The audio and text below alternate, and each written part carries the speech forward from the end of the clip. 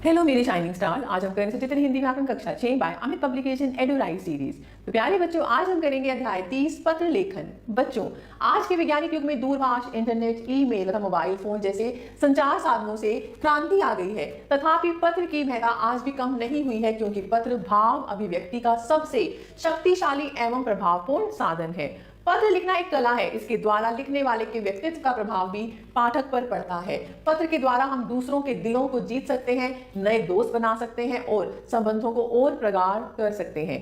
पत्र लिखते समय निम्नलिखित बातों का ध्यान रखना चाहिए। पत्र में संक्षिप्त व प्रभावशाली ढंग से बात लिखी गई हो। पत्र बाईं ओर से लिखना आरंभ किया गया हो। जिसे पत्र भेजा जा रहा हो उसके अनुकूल संबोधन व अभिवादन हो। बड़ों व अधिकारियों को लिखे गए पत्र की भाषा आदरपूर्ण हो।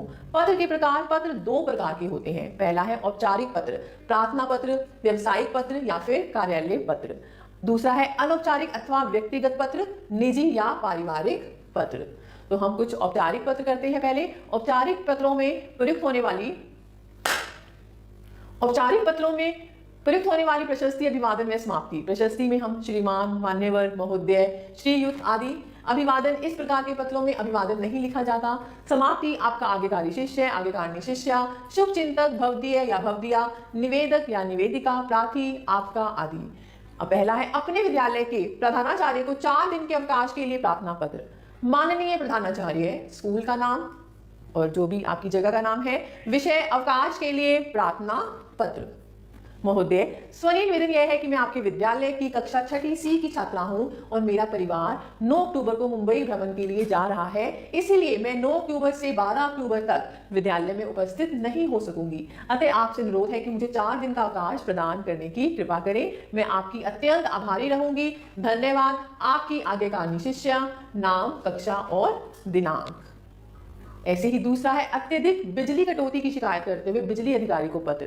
सेवा में उपखंड अधिकारी, विद्युत वितरण खंड, शास्त्री नगर, एल ब्लॉक, शास्त्री नगर। विषय क्या है? बिजली की अत्यधिक कटौती। महोदय, मैं आपका ध्यान शास्त्री नगर क्षेत्र में की जा रही बिजली की अघोषित कटौती की ओर आकर्षित करना चाहता हूं। पिछले 15 दिनों से हमारे क्षेत्र में बिजली की अत्यधिक कटौती की जा रही है। इन दिनों विद्यालयों में छात्रों की परीक्षाएं चल रही हैं तथा ऐसे में बार बार बिजली जाने से हमारी पढ़ाई बाधित हो रही है। रात्रि में 9 बजे तक बिजली कटने के कारण चोरी की घटनाओं में भी वृद्धि हुई है। अतः आपसे अनुरोध है कि हमारे क्षेत्र की बिजली व्यवस्था सुधारने का प्रबंध करें। धन्यवाद। भवदीय, नाम और पता।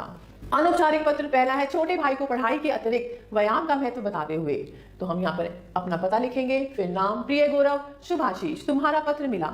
जानकर प्रसन्नता हुई कि तुम पढ़ाई में मन लगा रहे हो। तुमने लिखा है कि परीक्षा निकट होने के कारण तुम दैनिक क्रिया के अतिरिक्त बचे समय में केवल पढ़ाई ही करते हो। यह जानकर मुझे चिंता हो रही है। पढ़ाई का महत्व अपनी जगह है, किंतु पढ़ाई स्वास्थ्य की कीमत पर कदापि नहीं होनी चाहिए। स्वास्थ्य की चिंता किए बिना दिन रात पढ़ाई करने से तुम शीघ्र ही बीमार हो जाओगे। इसलिए स्वास्थ्य पर ध्यान देना परम आवश्यक है। मैंने तुम्हें कुछ योग आसन सिखाए थे और आहार विहार के कुछ बुनियादी सिद्धांत भी बताए थे। उन पर अमल करोगे तो सुखी रहोगे। प्रतिदिन सुबह आधा घंटा व्यायाम और योगाभ्यास जरूर करना और अगले पत्र में जानकारी देना कि इससे तुम्हें कितना लाभ हुआ। तुम्हारा शुभेच्छुक सौरभ। दूसरा है शिमला जाने की अनुमति मांगते हुए पिताजी को पत्र। परीक्षा भवन, नई दिल्ली। दिनांक, आदरणीय पिताजी, सादर चरण स्पर्श। मैं यहाँ सकुशल हूँ और ईश्वर से आपकी कुशलता की कामना करता हूँ। माँ और शुभा कैसी हैं? पत्र के उत्तर में अवश्य लिखिएगा। पिताजी, मेरा विद्यालय ग्रीष्मावकाश में विद्यार्थियों को शिमला भ्रमण के लिए ले जा रहा है। मेरे सभी मित्र जा रहे हैं। मेरी भी शिमला देखने की इच्छा है, क्योंकि मैं वहां कभी नहीं गया। अपने सहपाठियों के साथ भ्रमण का अलग ही आनंद होता है। वहां हमें सभी दर्शनीय स्थल दिखाए जाएंगे और खाने पीने ठहरने की भी उत्तम व्यवस्था होगी। हमारे साथ हमारे अध्यापक और अध्यापिकाएं भी जा रहे हैं, इसलिए चिंता की भी कोई बात नहीं है। कृपया मुझे वहां जाने की अनुमति दे दीजिए तथा 4000 रुपये भी भेज दीजिए। मुझे आशा है कि आप इनकार नहीं करेंगे। माँ को मेरा प्रणाम और शुभा को स्नेह बोल दीजिएगा तथा अपना ध्यान रखिएगा। मैं पत्र की उत्तर की प्रतीक्षा में रहूंगा। आपका आज्ञाकारी पुत्र। आप अपना नाम लिख सकते हैं। ऐसे ही तीसरा है आपका नाम प्रशांत मुखर्जी है। अपने मित्र को अपने जन्मदिन पर निमंत्रित करते हुए पत्र लिखिए। तो यहाँ पर आप लिखेंगे पता, फिर प्रिय राकेश, नमस्कार। मैं सपरिवार कुशल हूँ और ईश्वर से तुम्हारी और तुम्हारे परिवार की कुशलता की कामना करता हूँ। आगामी 30 सितंबर को मेरा 12वां जन्मदिन है। इस वर्ष मैं अपना जन्मदिन अत्यंत धूमधाम से मना रहा हूँ। मेरे जन्मदिन के अवसर पर हमारे यहाँ प्रातः हवन पूजा होगी, दोपहर का सर्वरुचि भोज रहेगा, शाम को बर्थडे केक काटने की रस्म होगी और उसके बाद प्रीति भोज एवं भजन संध्या का आयोजन किया गया है। मेरा आग्रह है कि तुम 29 सितंबर को साय तक यहाँ आ जाना। तुम्हारे आने से मुझे ही नहीं अपितु मेरे सभी मित्रों और परिवार वालों को भी खुशी होगी। मुझे अंकल एवं आंटी को मेरा सादर प्रणाम। धन्यवाद। तुम्हारा प्रिय मित्र प्रशांत मुखर्जी। तो प्यारे बच्चों, मैं आशा करती हूँ आपको समझ आया होगा। अब आपकी बारी। तो कुछ पत्र है, जैसे अपनी अस्वस्थ सखी के शीघ्र स्वास्थ्य लाभ की कामना करते हुए पत्र लिखो, और अपने छोटे भाई को प्रातः भ्रमण के लिए प्रेरित करते हुए पत्र लिखो, अपनी दादी जी के स्वास्थ्य की जानकारी देते हुए पिताजी को पत्र लिखो।